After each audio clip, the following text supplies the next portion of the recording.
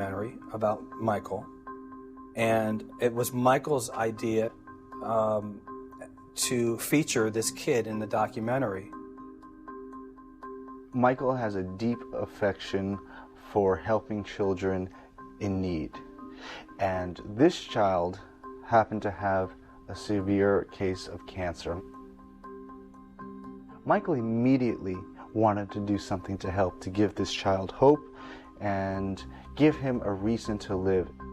A lot of the people working for Michael Jackson didn't want Michael to do this because they felt that after what happened with Jordy Chandler, people shouldn't be reminded of any association that Michael had with any kids.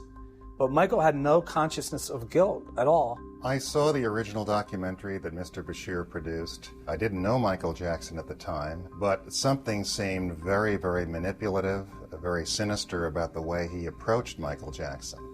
And what was proof of that was the naivete Michael displayed in continuing to talk to this man who clearly, in my opinion, was bent on destroying his reputation. Tonight, 12-year-old Gavin reveals he spends nights at Neverland, sometimes in Jackson's bed, the star on the floor.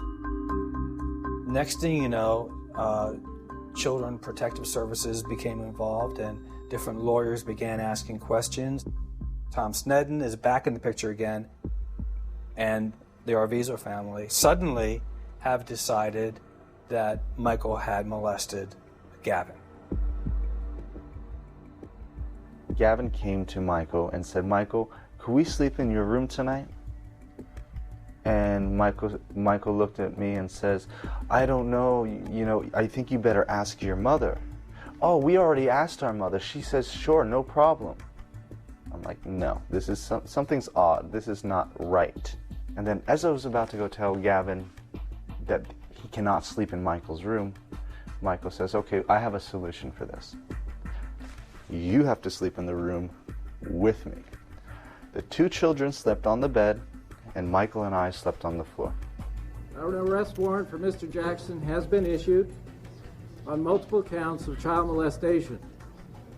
At this point in time, Mr. Jackson's been given an opportunity to surrender himself to the custody of the Santa Barbara Sheriff's Department within a specified period of time.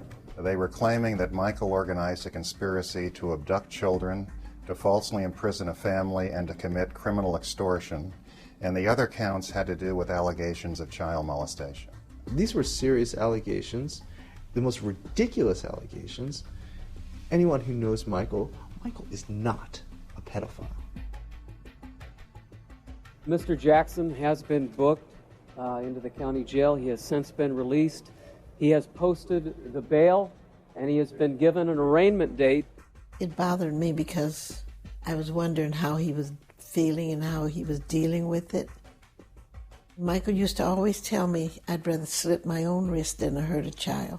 And here they are trying to accuse me of the thing that I love best, and that's children, accuse me of molesting them. The more I looked at the facts, the more I conversed with him, the more ridiculous these charges appeared. He just did not seem like the kind of person that could ever engage in this kind of behavior. Mr. Sneddon was obsessed with taking down Michael Jackson.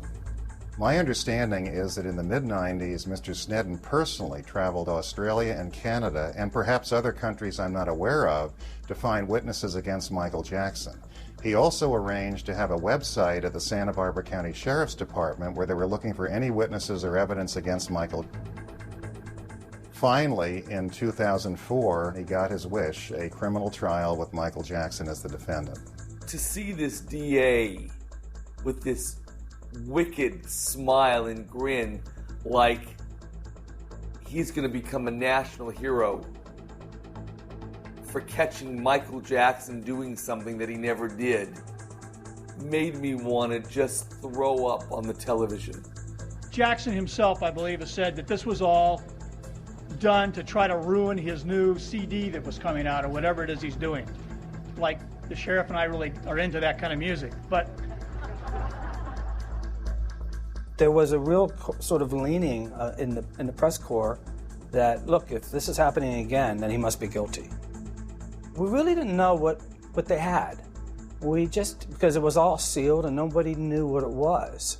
I personally believe this Janet Arvizo was provoked by someone. Janet Arvizo is a sick woman, but she has a track history of shaking people down. The more I looked at a history of welfare fraud, the more I looked at their hustling celebrities to try and get money, the more I put this package together, I have to say I was quite surprised that the prosecutors pinned their hopes on these people. We've been ready to do this for some period of time, and I want to clarify that so that you understand that. Prosecution was like a train that left the station and was not going to slow down. Once they decided to charge Michael Jackson, it almost appeared as if they were going to do whatever it took to make sure this thing got to trial and that they got a conviction. 70 sheriffs from Santa Barbara County raided Michael Jackson's home.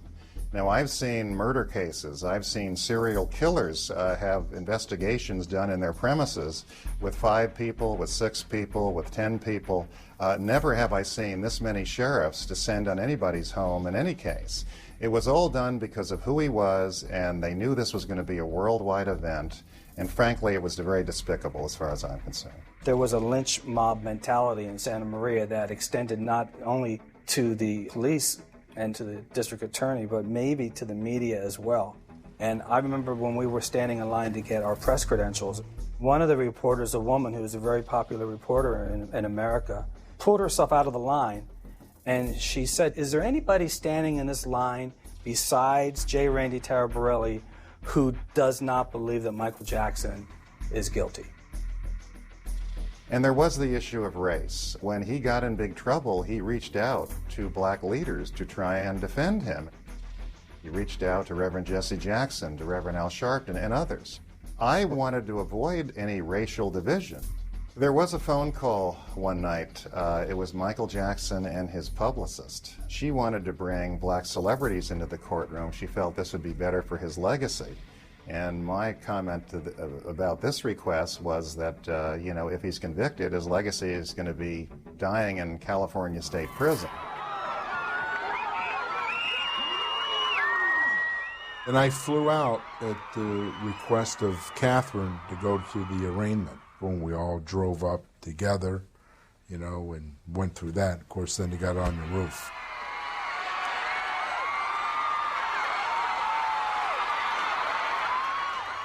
Which, when he got in the car, I said, "Will you stop that already? This is serious stuff here." He went in there, he was strong, he was fighting, he's not going to let anything get to him. He was jumping on the bus, really proud. You know what? Showing his fans, we're going to get through this, we're going to fight. Everything's going to be fine. When we first started, Michael came in and he looked really robust and healthy. He was sharp and focused and determined to prove his innocence.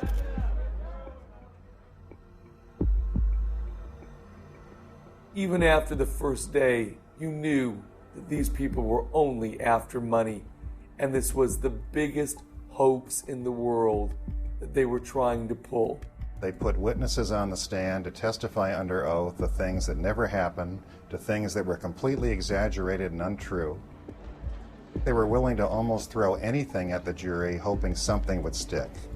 Time for a diminutive mother of 4, Janet Arvizo, to take center stage. Her evidence could end the career of a pop legend. What had upset me is they were reporting everything that was said about Michael, but they wasn't reporting anything in his defense. It looked like a feeding frenzy to me. The media were just out to see the world's greatest known celebrity fall to destruction. That's where they thought their ratings in the future would come from, and for me it was really a disgrace. During the trial, Diane Dimond was the worst person in the world. Nice to meet you. Your hands are very cold. I didn't say what you thought I said. Did you get my message? I don't understand how these people can run out and lie. They don't even get a chance to find out the truth. Tom Mesereau would get there and show and clean it up and show that this is not true. This is really how it went, but they wouldn't report that. And that went on for months. When we finally got to see what was being alleged, it just seemed so ridiculous and so far-fetched that I remember one reporter from CNN came over to me after the day that the mother testified, Janet Arvizo, and he said, "I feel so used." Mrs. Arvizo claimed that she feared Michael Jackson so much that she thought he and his henchmen were going to put she and her family in a hot air balloon and let them sail away to their demise. That was one of probably 500 crazy things that came out of this trial that the Arvizo family were alleging. Sitting in court, listening at all these people lie, people he's been good to, and all of that, he said he couldn't believe that they were telling all these lies on him. These people must have been paid off to do a lot of this stuff. I warned him about this family. I warned him about that mother. That mother, I read from a mile away. She had an agenda from day one. There was a so-called rebuttal video that was played.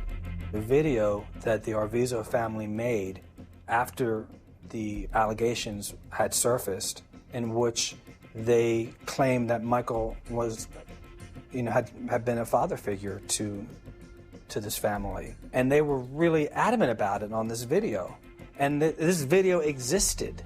And you would have thought that just the fact that this video existed would have been enough for the district attorney to not want to prosecute this case, because eventually we would have to see this video. And all of us would then have to look at this and think, what the heck is going on here? Which is exactly what happened. The focus instead was on the defense's first celebrity witness, the actor Macaulay Culkin. The prosecution had suggested that in the early 1990s, he was one of a number of young boys who had been sexually abused by Jackson.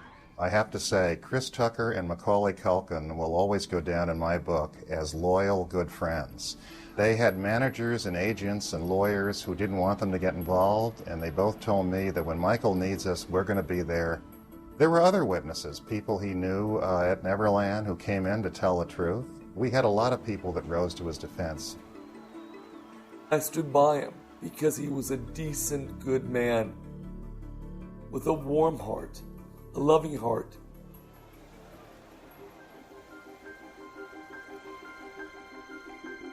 The family were extremely supportive of Michael Jackson throughout this trial. His mother never missed one day. The trial lasted almost 5 months. She never missed a day. I knew what Michael was going through, and my heart just bled for him all the time. Family was there, and there was this sort of sense that it was going to be okay.